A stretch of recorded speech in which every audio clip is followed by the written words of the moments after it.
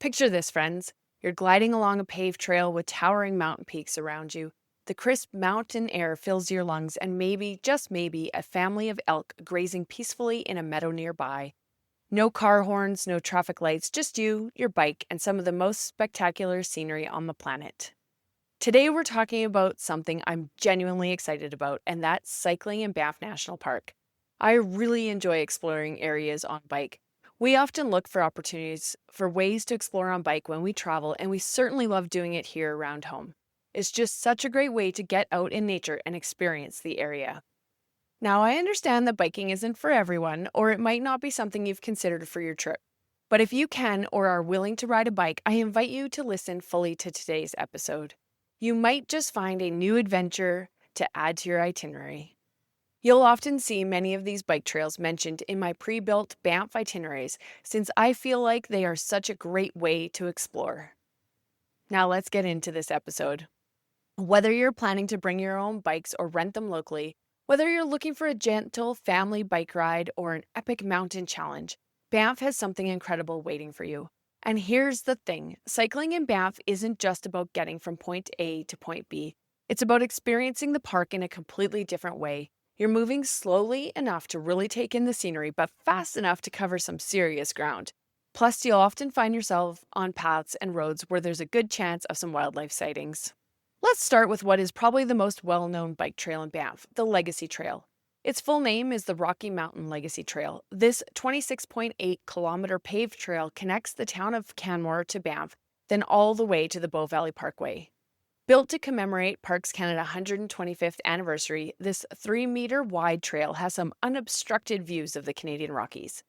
And despite being in the mountains, it's surprisingly flat. The ride from Canmore to Banff is more challenging due to gradual uphill and potential headwinds. I don't recommend going on a windy day, but the return trip is mostly downhill. Now, I won't sugarcoat it. You will hear highway noise for most of the ride since it parallels the Trans-Canada Highway. And on beautiful summer days, it gets busy, really busy. But here's my local tip. Start early. It's worth it to have the trail mostly to yourself. Early mornings is also when you're most likely to spot wildlife, so don't forget your bear spray.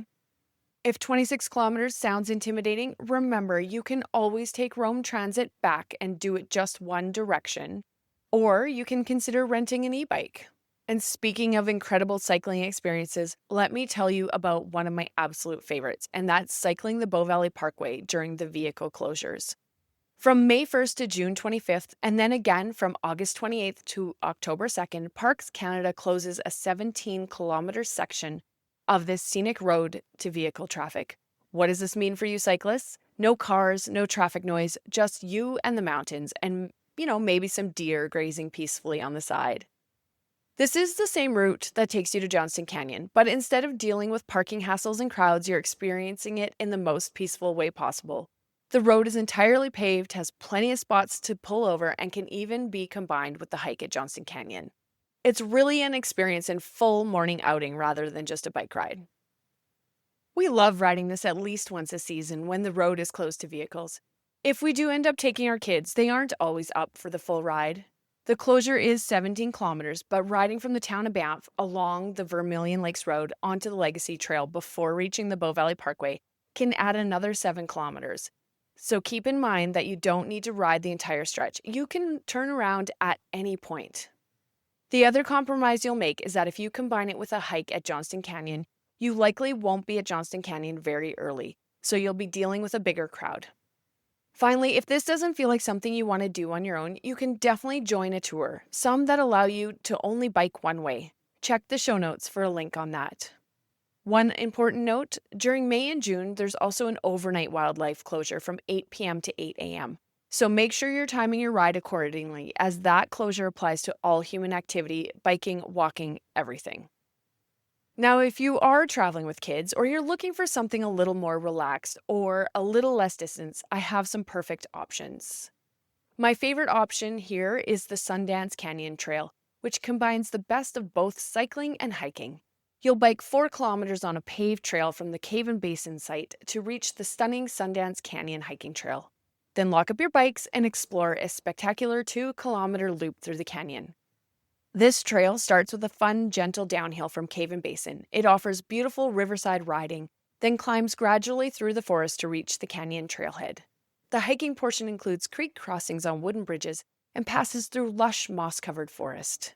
Another option is right in the town of Banff, the Bow River Pathway System, offering up many kilometers of interconnected paved paths and gravel paths that follow the meandering Bow River through Banff townsite. These are flat, gentle, and perfect for all skill levels. You can cycle from downtown Banff along the river to Bow Falls, though be prepared for a bit of a hill on a road with traffic if you want to get to the actual Bow Falls viewpoint. Another family favorite is the Vermilion Lakes Road, a 4.2-kilometer ride past 3 stunning lakes with incredible views of Mount Rundle. While it's technically a quiet road rather than a dedicated bike path, there's minimal vehicle traffic and it's perfect for early morning or evening rides. Now, if you're into road cycling and want something more challenging, Banff has some incredible options, but they require a bit more preparation and confidence on the road. The Lake Minnewanka Loop is a 13-kilometer road route that takes you past 3 beautiful lakes, Lake Minnewanka, Two Jack Lake, and Johnson Lake. Despite being in the mountains, it's relatively easy with only 2 to 3 hills requiring that extra effort. The scenery is constantly changing and there are plenty of opportunities to stop and explore. I would make this one a full-day outing.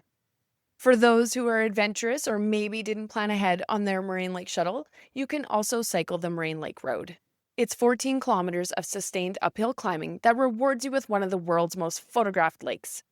I prefer this one in late May when the road is cleared but the shuttle system hasn't started yet, and then you'll have this iconic destination almost to yourself.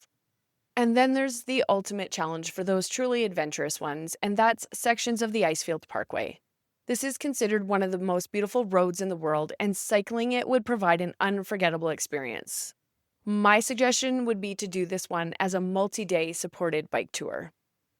My top recommendations are definitely the Bow Valley Parkway when the road is closed to vehicles. When it's not, then I would suggest the Legacy Trail for a longer ride or the Sundance Trail for something shorter. Don't worry, I have a full guide to these best Banff bike trails that I'll link to in the show notes so you can get all of these details and more. Before we wrap up, let's talk about staying safe and comfortable while cycling in Banff. First and most importantly, bear safety. You'll want to carry bear spray in an easily accessible location and ride in groups whenever possible. Make noise on blind corners and in dense forest sections. As you know, weather in the mountains can change incredibly quickly. I always recommend dressing in layers, bringing gloves, especially for spring and fall riding, and packing a rain jacket. Don't forget plenty of water and snacks. Mountain air is dehydrating and you'll be working harder than you might expect. A basic first aid kit and repair tools are smart additions to your pack. And please wear a helmet. I see far too many cyclists around town without them, especially on e-bikes and road routes, which is so dangerous. If you don't have your own bikes, don't worry. Banff has excellent rental options, including right at the Banff train station where you can get free parking. Most shops offer regular bikes, e-bikes, kids' bikes, and even bike trailers for the little ones. And here's a local insider tip: start early for almost every ride. Not only will you avoid crowds and secure better parking, but early morning is prime time for wildlife sightings and the best light for photography. I really do love these Banff bike trails, and I love that most of them are accessible right from the town of Banff, meaning you don't even need to put those rental bikes on a vehicle to get to the starting point. Now, the key to enjoying Banff's best bike trails is planning ahead, starting early, and taking time to appreciate the incredible mountain scenery around you. Whether you're seeking a leisurely family ride or an epic cycling challenge, I'm certain Banff's trail system is going to exceed your expectations. Remember, you're cycling through one of the world's most beautiful wilderness areas. Take time to stop, breathe in the mountain air, and soak in the views that people travel from around the globe to experience. Again, if you're not comfortable navigating on your own, there are some great guided bike tours available that can provide extra support and local knowledge.